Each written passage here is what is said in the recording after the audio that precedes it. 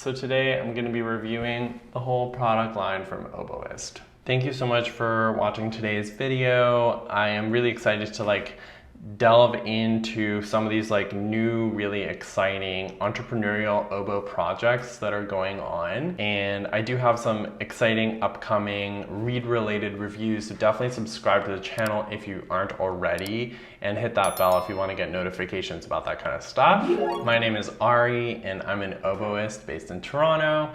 And I do lots of different kind of videos, like reviews, like performance kind of stuff, and a little bit of oboe vlogging. I'm very excited to review Natalia Mielnik's brainchild of this really exciting stuff that she's doing. She's got some really fun clips that are supposed to help with tying that I'm going to talk about today and trying out for you. I do feel that blank tying is something that's pretty challenging to teach and pretty challenging to learn. So I actually think this is a really exciting tool that can help beginner reed makers. Usually learning how to tie a blank is actually kind of the very first step in learning how to make reeds. And so this is gonna be, I think, kind of a game changer in terms of really helping people figure that kind of stuff out. So this is not a sponsored review or a sponsored video, but Natalia did send me all this stuff for me to try. And if you've watched this channel before, I've made quite a few videos with Natalia now, a series where I show her how to make a North American style reed according to how I usually do it, and a video where she teaches me how to make a European scrape kind of reed as per her specifications. So definitely check those out if you haven't seen them already. Very entertaining. Let's get down to business. So she sent me this beautiful thread, which I was gonna use in this video, but I actually already made some reeds with it and they look really pretty. So I'll just show you those reeds. And on here already, you can see she has these little clips, and she sent me them both for oboe and for English horn. So these little clips, which are excellent for holding a blank sort of in a more reasonable opening. Right now it's super humid in Toronto, and so it's actually been really helpful to kind of tame down these reeds a little bit. So she sent me a vial. I can see I'm already using half of them, of oboe reed clamps. And then again, for English horn, I haven't used these yet, but same sort of idea is you can use these little clips to hold a reed in a certain opening.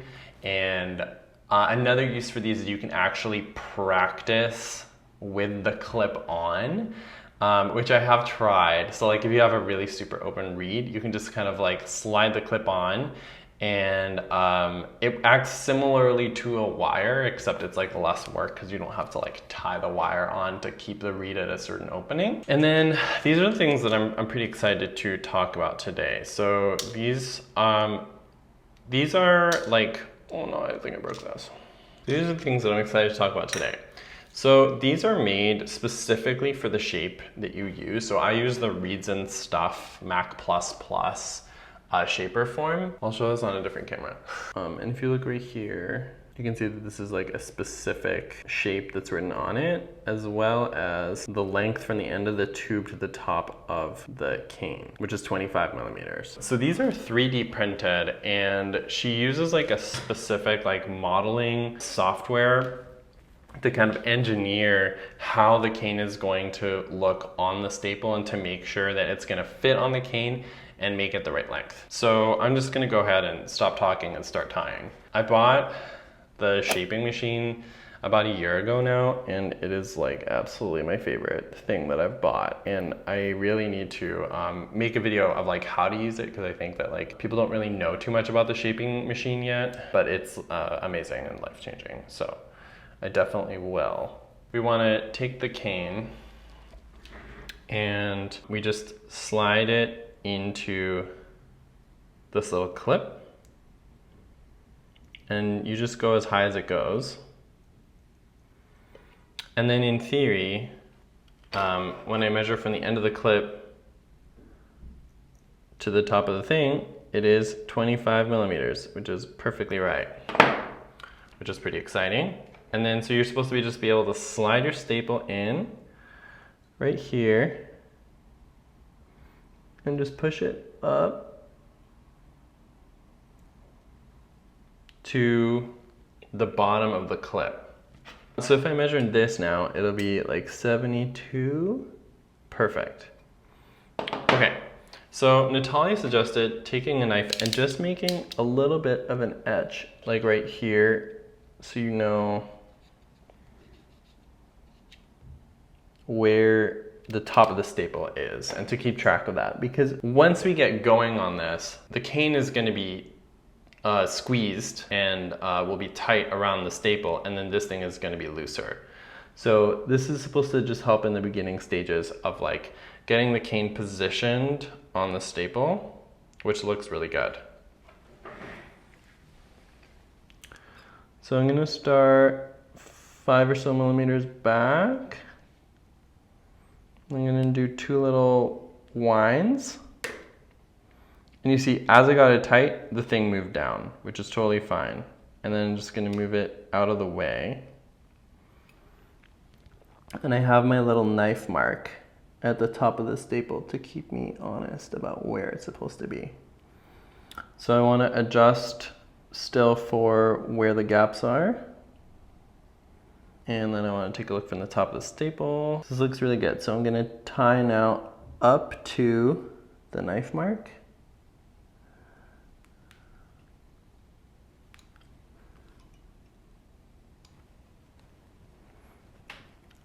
And then all the way down.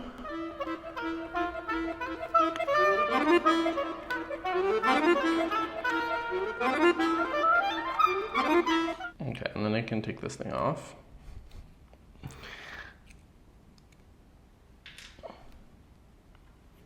And I'm just gonna measure quickly. Yeah, so it's like really good, 72, and I'm not tied over the edge of the blank. So this is all good. I'm very happy with this. I'm just gonna clip these open. Usually take off the bark. So I think these are really useful like as a learning tool, and also like it can kind of help speed up the tying process a tiny bit. Just to be able to position the cane on the staple sort of on the, like really early on, and have it be like a little bit more of a foolproof process, because I think there's a lot of room for error in the beginning of like learning how to tie. Yeah, so I think that's pretty valuable just in itself. And so I don't feel like these are too crazy open, but if they did feel a little bit open, it would be a great time to just like slip on one of these little clips. And when it dries overnight, just have a little clip on it, and that'll just control the opening so it's not out of control. So I think this is a pretty interesting product. I think it's really cool that it's like made for your shape and your tie length. And I think that like me as someone who makes a lot of reeds and like kind of knows what I want from those reeds and those openings and that tie length, that's really, really handy. I think there are certain parts of your life where you're experimenting with what shape you want to use and what tie length you need to like make that shape really work for you and your oboe and your staples. So in that case, you know, this is not something that you could really rely on. But I think in the early stages where you're like, especially prescribed by your teacher to make your reeds at a certain, you know, I really like to take variables out of the equation for my students. So it's like they're all using the same shaper tip, they're all using the same staples, the exact same staples that I use, and they're all tied at the same length that I tie.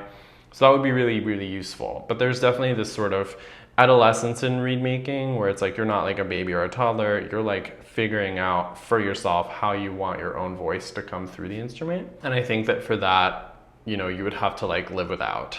And then once you figure it out, you could put in an order for a couple, right? Another limitation for right now is that I think most of the shapes that are offered are ones that are from the Reeds and Stuff shaper forms, because those all have really clear measurements available online to kind of draw from, because like famously like hand shapes are kind of all over the place. Like every hand shape like is like even a little bit different. It's hard to find like ones that are really, really consistent. And so it's like, even if you do have like, even if there is a measurement out there, it might not be the exact same as like your blank blank shaper that I don't want to throw under the bus. Anyway, those are my thoughts. I just got a dream gouger and some other fun goodies to show you on video. So definitely make sure that you're subscribed and don't be a stranger. Find me on Instagram at oboe.